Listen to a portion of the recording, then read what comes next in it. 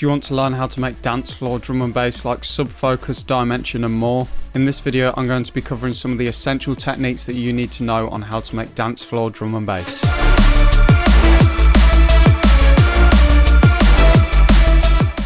Hey, how's it going everyone? Welcome back to another video. Now, in today's video I'm going to be covering something which is actually one of my favourite subgenres of drum and bass, dance floor drum and bass. Now, it's such a wide and diverse subgenre. You've got artists like Sub-Focus, but then it goes to artists like K9 as well, and you've just got a whole host of different sounds. But in today's video we're going to be focusing more on that Sub-Focus dimension kind of style of dance floor drum and bass. Now, before we get into the video, as always, if you want to grab the files for this video, make sure you check the top link in the description. Make sure to check out my website for one-to-one lessons, sample and preset packs and more. But without any further ado, let's hop into FL. So here we are inside of FL Studio, and as you can see I've just made this little demo track type thing, just kind of a short 16 bar loop, just to kind of show a bunch of the techniques that you can use in the drops of your own dance floor drum and bass tracks to kind of get this sound that you might be going for. So if I just play this through for us to have a listen.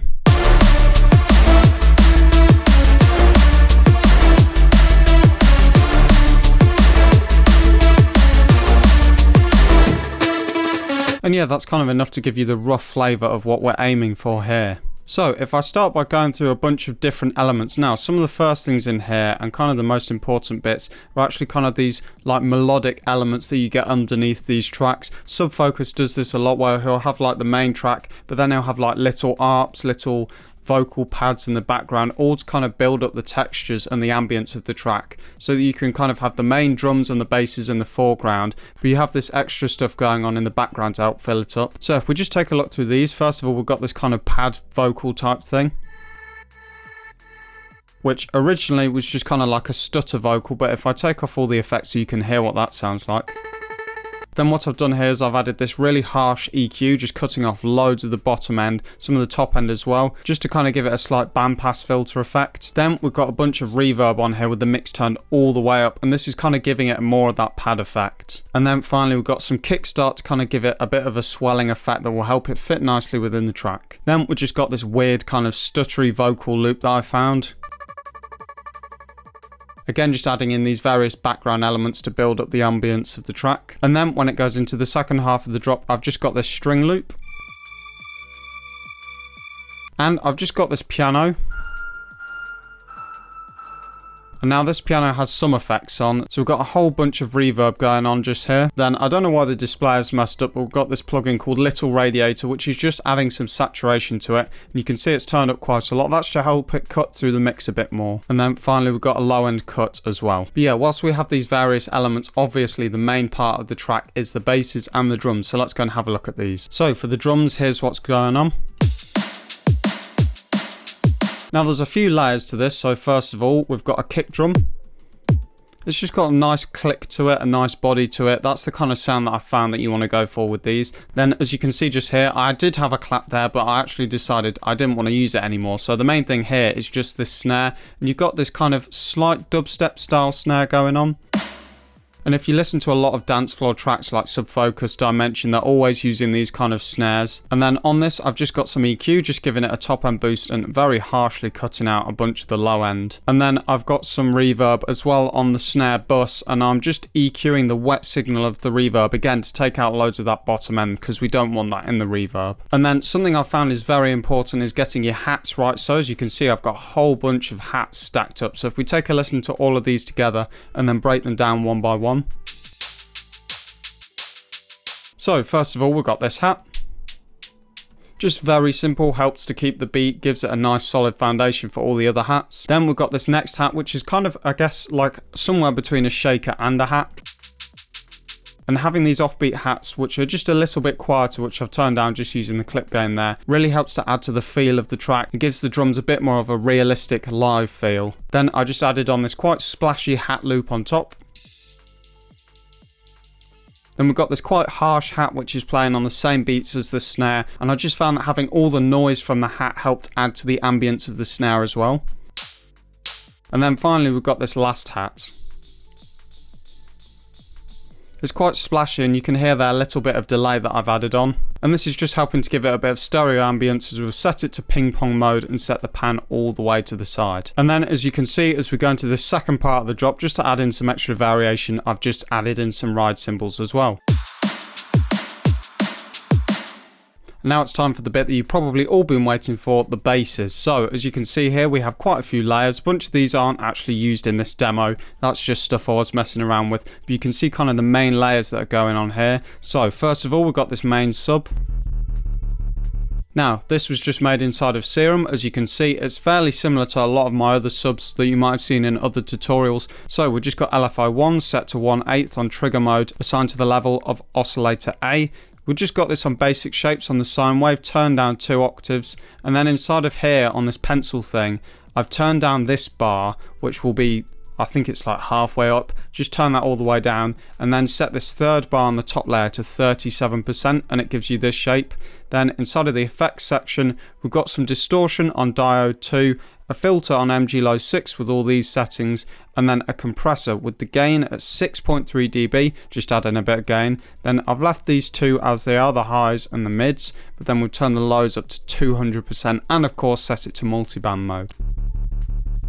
And having that sub there gives a very solid foundation, and if you listen to a lot of dance floor tracks, you may well have noticed this kind of like bumpy rhythmic sub that's going on. So that's kind of how I would approach making that. And then the next layer that we've got under that is this kind of RP rhythmic bass, again adding to these rhythmic basses that are going on underneath the main basses, and that just sounds like this. So to make this, we've just got the 2 default waves. I've turned oscillator B down 1 octaves, set them both to 6 on the unison, left everything else where it is on these, apart from of course turn the level all the way down and assigned LFO1 to them. Then on the sub, we've just turned this down 2 octaves and again assigned LFO1 to that.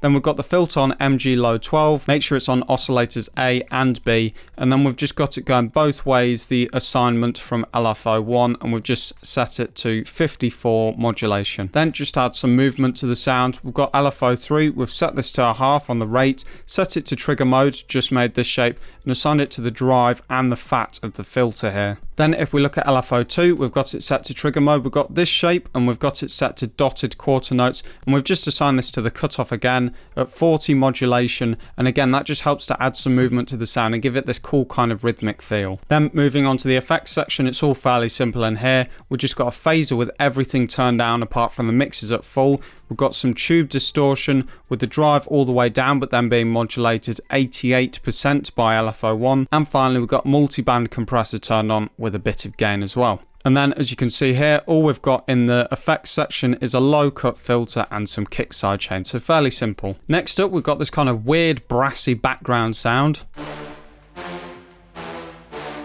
Now this sound was actually inspired by Subfocus's latest track Wildfire, so if you've not heard that, make sure you go and listen to it because it's a banger.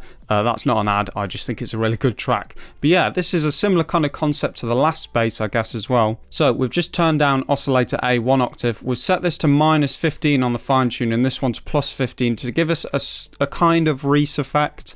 We've set them both to 7 on the unison, turned down the levels and assigned LFO1 to these, and then we've just got a filter and make sure it's set to A and B once again. It's on MG Low 12, which is the default, and then we've just modulated the cutoff with LFO1 at 26%, so fairly simple inside of here. And then it's not much more complicated inside of here, but the main thing we've got going on here that's important to get right is the reverb. So if I turn this off,